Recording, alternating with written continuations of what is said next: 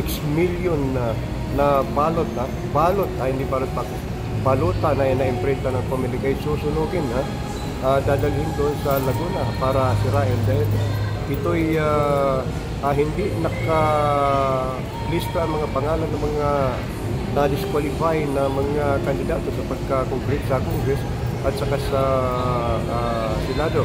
Ngayon ay dahil nakakuha ng temporary restraining order ang mga kandidato ay mag-imprinta muli ang Commission on Elections ayon kay Comelec Chairman George Garcia. At ito ay alaalala yung mga kababayan, yung sinira na balot ay nagkakalaga ng 150 million pesos. Yung halaga ng 6 million na balot na sisirain ng Commission on Elections. Imagine 150 million ang halaga ng balot na sisirain.